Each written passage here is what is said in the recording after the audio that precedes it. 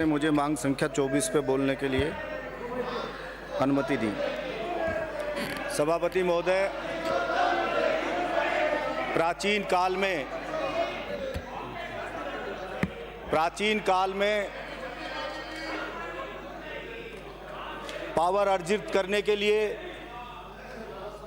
मान सम्मान अर्जित करने के लिए, कामयाबी अर्जित करने के लिए तलवार की धार पे युद्ध लड़ने पड़ते थे।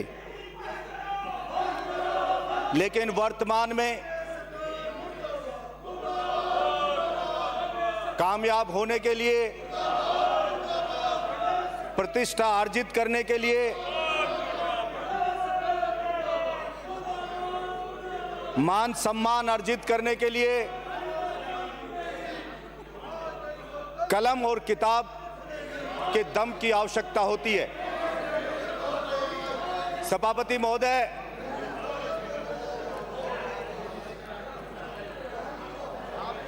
गांव में रहने वाला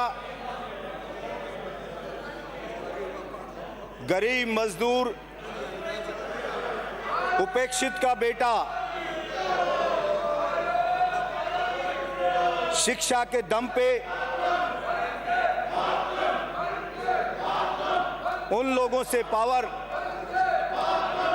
छीन सकता है जिन्होंने पीढ़ियों से उनके पूर्वजों का शोषण किया। सभापति महोदय, वर्तमान युग में शिक्षा इतनी महंगी हो गई है कि जो भी बड़ी नौकरियों में जाने के लिए तैयारी करे तो कोचिंग सेंटरों की फीस इतनी महंगी है।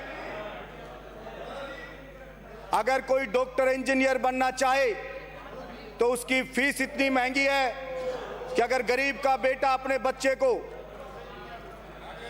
पढ़ाता है और उसका अगर गवर्नमेंट कॉलेज में एडमिशन नहीं होता है तो उसके पास ये विकल्प नहीं है कि वो प्राइवेट स्कूल से अपने बच्चे को एमबीबीएस या पीजी करवा ले, क्योंकि एमबीबीएस की फीस 20 लाख रुपया महीना की तय करी हुई है। पीजी की फीस 45 से 50 लाख रुपए साल के लिए जाते हैं। इसी प्रकार से चाहे बीएड हो, चाहे और कोई इंजीनियरिंग की हो, चाहे कोई भी एजुकेशन हो, इतनी महंगी शिक्षा है। सभापति महोदय, और इस कोरोना काल में तो अगर किसी ने कर्जा लेके अपनी जमीन को गिरवी रख के, अपनी जमीन, अपने मकान को बेच के और अपने बच्चे का एडमिशन करवा दिया मेडिकल कॉलेज में या किसी कोचिंग इंस्टीट्यूट में, तो उसकी फीस ले ली गई, लेकिन उसके बच्चे को शिक्षा नहीं दी गई और उसके बच्चे को यह भी सुविधा नहीं दी गई कि चलो अगली साल उसको छूट दी जाएगी।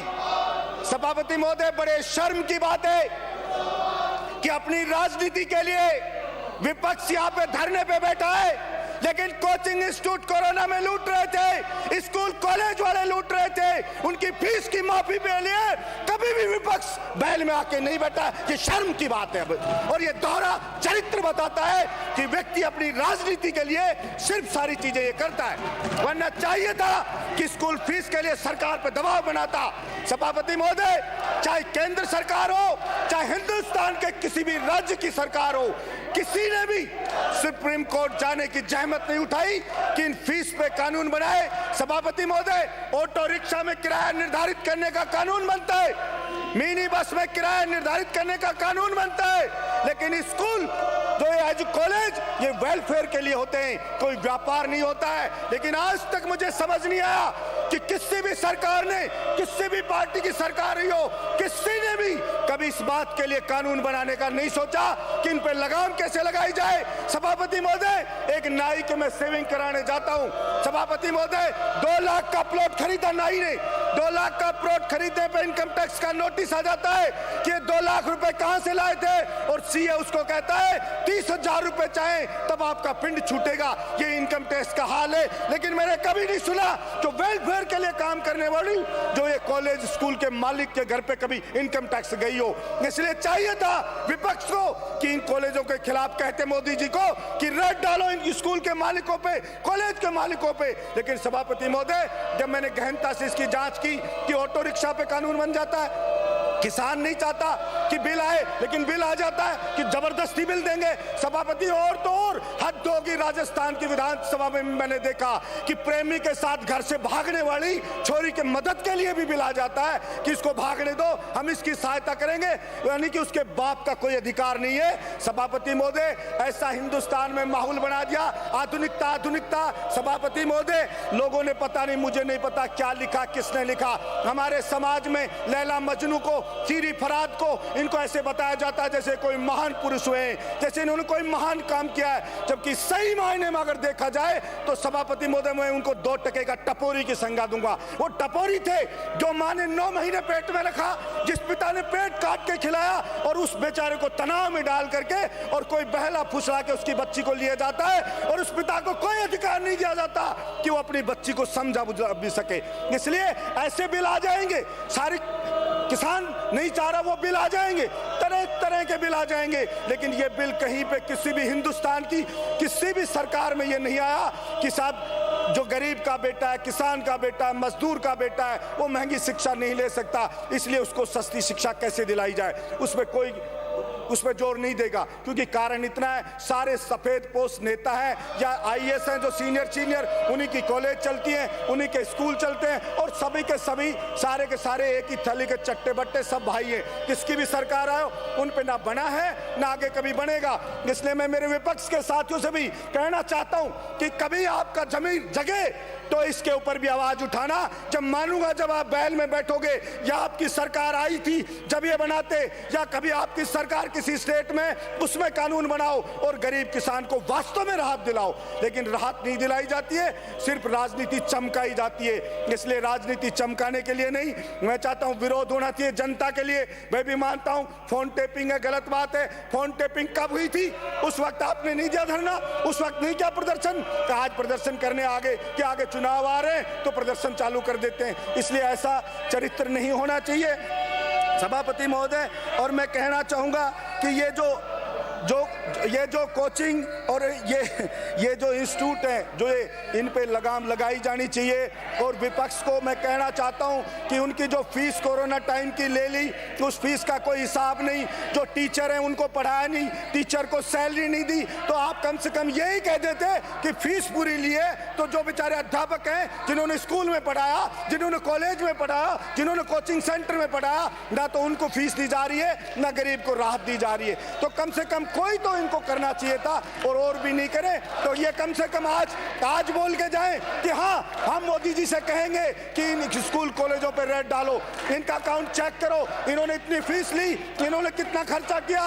कागजों में सभापति महोदय प्रोफेसर दिखाए जाते हैं, प्राइवेट मेडिकल कॉलेज है, प्राइवेट दूसरे कॉलेज है सभापति महोदय, जो वहां पे प्रोफेसर की संख्या बताई जाती है। सभापति मेरे यहाँ पे सांसद है बालकनाथ, इन्हीं बीजेपी पार्टी का है सभापति महोदय। मैंने अखबार में पढ़ा कि उसने बताया 200 प्रोफेसर हैं उसकी यूनिवर्सिटी में, और सभापति महोदय रिकॉर्ड में बताया कि वहां पे 24 प्रोफेसर हैं। कितना बड़ा घोटाला करते हैं, ऐसा दोहरा चरित्र रखते हैं, भगवा वस्त्र पहनते हैं और दुनिया को लूट के खाते हैं। ऐसे लोगों को निकालना चाहिए पार्टी को। इनको अगर ये चाहे तो वो बात आई, वो बाकायदा चेक हुई, और बाकायदा जो नौकरी दूसरी जगह कर रहे हैं, जो चंडीगढ़ में कर रहे हैं, और उसको अपनी यूनिवर्सिटी में प्रोफेसर बता के टंका उठा रहा है, ऐसे लोगों के खिलाफ एक्शन लेना चाहिए। अगर वास्तव में ये सही बात करना चाहते हैं, वास्तव में ये सच्चाई पर जीवन जीते हैं, तो ये बात करनी चाहिए। लेकिन ऐसा मैं जानता हूं कभी नहीं होगा, ऐसा कभी नहीं होने वाला, क्योंकि सिर्फ खाने के दांत हो रहे हैं और दिखाने के दांत हो रहे हैं। लेकिन मैं समझता हूं कि राजस्थान की जनता में जागृति आती जा रही है और राजस्थान की जनता धीरे धीरे जाग रही है, हिंदुस्तान की जनता भी जाग रही है। और इसीलिए हो रहा है कि आदमी जो किसान है वो 100 दिन हो गए लेकिन उसका मनोबल नहीं टूट रहा है। वो सड़क पे बैठा है, उसके बच्चे बैठे हैं, उसके घरवाले सब बैठे हैं, उसकी फसल कटने पा जाती है। सभापति महोदय, मैं किसान का बेटा रहूं, मेरे दादा परदादा सबने खेती की है, मैंने भी बचपन में खेती की है, मेरी माँ ने खेती की है, इसलिए मैं जानता हूं किसान के पास 1 मिनट का भी समय नहीं होता कि 1 मिनट का समय भी अपना जाया कर दे। इसलिए जो इतना बिजी रहने वाला है, जो खून पसीने की ईमानदारी की खाने वाला है, वो 100 दिन सड़क पे पड़ा है, तो ये समझना चाहिए इतना अहंकार किसी को भी नहीं होना चाहिए। अहंकार रावण का भी नहीं चला था कि अहंकार है। इसलिए अगर वास्तव में उसकी पीड़ा को समझते तो हम मानते, और जिसने हमको बनाया, जो दाता है, जो मालिक है देश का, भला उससे कौन सा अहंकार करेंगे? उसको कौन सी शक्ति दिखाना चाहते हैं? जो शक्ति आपको दी है वो शक्ति उसी किसान मजदूर ने दी है। वो शक्ति जो देना जानता है वो शक्ति को वापस भी लेना जानता है। इसलिए सभापति महोदय, मैं तो कहना चाहूंगा कि कभी धरना उस किसान के पक्ष में भी देते तो हमें लगता कि वास्तव में इनको चिंता है किसानों की। लेकिन कोई मतलब नहीं है किसान से, कोई मतलब नहीं है गरीब से, और सिर्फ अपना उल्लू सीधा करो।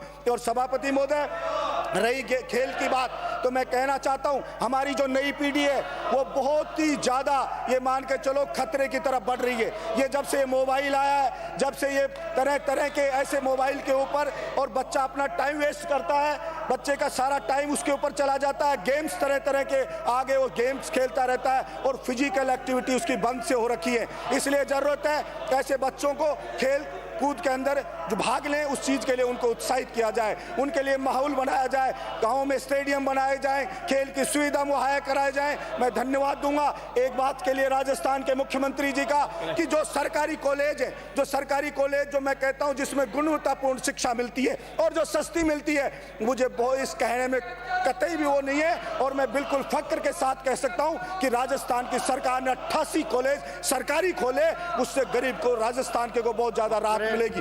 इसी प्रकार से शिक्षा में इतना बजट दिया और राजस्थान के मुख्यमंत्री जी ने उस गरीब के बच्चे को भी क्वालिटी एजुकेशन मिले, इसका सोचा, इसका प्रयास किया। इस बात की मैं सराहना करता हूं, इस बात के लिए मैं उनको सैल्यूट करता हूं। लेकिन मैं उनसे फिर भी प्रार्थना करता हूं कि ये सब किया, लेकिन आप कम से कम ये और करिए कि ये जो स्कूलों में लूट मची है, जो वहां पे किताबें इतनी महंगी दी जाती है, वहां पे ड्रेस इतनी महंगी दी जाती है, हर तरह की लूट है, उस लूट पे भी राजस्थान की सरकार रोक लगाएगी। और ये कोचिंग इंस्टीट्यूटों की लूट है, इस पे भी राजस्थान की सरकार जो रोक लगाएगी। और राजस्थान की सरकार इस बात की भी व्यवस्था करेगी कि सरकार की तरफ से भी अच्छे कोचिंग इंस्टीट्यूट खोले जाएं, जिससे कि गरीब के बच्चे को भी IAS की कोचिंग मिल सके, जिससे गरीब के बच्चे को भी मेडिकल में जाने की कोचिंग मिल सके, गरीब के बच्चे को भी IIT में जाने की कोचिंग मिल सके। इस बात का प्रयास करेंगे, ये मैं अपेक्षा रखता हूं। और खेल के लिए कहा कि नेशनल लेवल के प्लेयर के लिए 2% जो कोटा राजस्थान की सरकार ने निर्धारित किया, उस बात की भी मैं प्रशंसा करता हूं, क्योंकि इससे गेम्स को बढ़ावा मिलेगा। जो युवा पीढ़ी गेम्स के मोह भंग हो गया था, उसका वापस गेम्स के प्रति लगाव बढ़ेगा। इसलिए राजस्थान की सरकार की जितनी भी सराहना की जाए इस बात के लिए उतनी कम है। मैं और कहना चाहूंगा कि राजस्थान की सरकार को और तरह से भी किसान के बच्चों को प्रोत्साहित करना चाहिए और एक नैतिक शिक्षा को बढ़ावा देना चाहिए, क्योंकि वर्तमान युग में, इस कल युग में नैतिक शिक्षा की सबसे ज्यादा आवश्यकता है। इसलिए नैतिक शिक्षा देकर के और गरीब किसान के बच्चे को गलत दिशा में जा रहा है जो, उससे रोकना चाहिए। क्योंकि मेरा मानना है स्वस्थ शरीर में स्वस्थ मस्तिष्क निवास करता है, इसलिए उनको खेम की तरफ बढ़ा देंगे तो जो ये बुराइयां हैं उसके जीवन में जो घेरती है बुराइयां, उन बुराइयों से वो दूर रहेगा। वो नशा मुक्ति अभियान चलाए जाएं, जिससे कि वो नशे की ओर जाने से मुक्त रहे, और उसको कामयाब लोगों के बारे में टीचर बताएं, उनकी जीवनी उनको बताएं उनके बच्चों को कि जिन्होंने इतिहास लिखा, जिन्होंने इतिहास बदला, उनमें कौन सी खूबियां थी, वो खूबियां उनमें भी पैदा की जाए। और मैं राजस्थान के असेंबली से, मेरे राजस्थान के 36 बिरादरी के गरीब मजदूरों को बताना चाहता हूं, उनके बच्चों से कहना चाहता हूं, जो ये पैसे वाले लोग हैं, इनके बच्चे हैं और एक गरीब का बच्चा है। आप में अंतर इतना ही है कि ये जो पैसे वालों के बच्चे ये डालडा हैं और आप देसी घी हो। आपका इनका कोई मुकाबला नहीं हो सकता। सिर्फ जरूरत है तो अपने जुनून को जगाने की जरूरत है, इसलिए जुनून को जगाए। सभापति महोदय, एक बात मैं और कहना चाहूंगा, केंद्र सरकार अभी न्यू एजुकेशन जो है 2020 लेकर के आई, न्यू एजुकेशन स्कीम लेकर के आई। उस स्कीम में इन्होंने डिसाइड किया कि जो विदेशी यूनिवर्सिटियां हैं, हार्वर्ड जैसी यूनिवर्सिटी है, तब इन यूनिवर्सिटी को हिंदुस्तान में कैंपस उपलब्ध कराया जाएगा और ये यूनिवर्सिटी आकर के हमारे यहाँ के कैंपस में शिक्षा देंगी। सभापति महोदय, इसके बहुत बड़ा, मैं 1 मिनट में खत्म कर रहा हूँ, 1 मिनट में। सभापति महोदय, इससे इतना बड़ा खतरा होगा कि वो विदेशी यूनिवर्सिटी को आप यहाँ कैंपस उपलब्ध कराएंगी, वो यहाँ के अच्छे अच्छे प्रोफेसर को हायर करेंगी और महंगी महंगी फीस लेंगी और उस फीस का फायदा, उसका फायदा जो उस एजुकेशन का, वो गरीब का बच्चा नहीं उठाएगा। हमारे IIT जैसे इंस्टीट्यूट बर्बाद हो जाएंगे, हमारे मेडिकल कॉलेज बर्बाद हो जाएंगे और वो विदेशी आकर के और महंगी फीस रखेंगे, उसमें अडानी जैसों के बच्चे पढ़ेंगे, गरीब के बच्चे को एडमिशन नहीं मिलेगा। इसलिए अगर हिंदुस्तान वैक्सीन बना सकता है कोरोना की, अगर हिंदुस्तान मेट्रो बना सकता है, तो हिंदुस्तान की सरकार हम वहां पे जाए और जो वहां पे हमारे यहाँ के स्टूडेंट को भेजे, हमारे यहाँ के प्रोफेसर को विदेश में चाहे भेजे, उनको चाहे वहां पे भेज करके और फिर यहाँ पे लाए और वो बताएं, वहां का अनुभव बताएं कौन कौन सी जगह हमारे यहाँ पे भी होनी चाहिए। जो विदेशी यूनिवर्सिटियों में है वही सुविधाएं यहाँ पे डेवलप करे, वही सारे की सारा सिस्टम यहाँ डेवलप करे और हमारे जो टीचर प्रोफेसर हैं उनको भी वहां पे जा करके और उनके पास भेजे, ताकि वहां जो शिक्षा दी जा रही है वो भी सीख करके आए, ट्रेनिंग के लिए भेजे और यहीं पे शिक्षा दे। क्योंकि हमारा देश तरक्की जब करेगा जब सारा का सारा ढांचा हम अपना बनाएंगे। हम विदेशियों के भरोसे तरक्की नहीं कर सकते। देश 21वीं सदी में जा रहा है, अभी भी हम विदेशियों के भरोसे नहीं रह सकते। हमें अपने आप को मजबूत करने की जरूरत है, हमें अपने आप को शक्तिशाली करने की जरूरत है। यही मैं कहना चाहूंगा। आपने मुझे बोलने का मौका दिया, इसके लिए आपका बहुत बहुत धन्यवाद।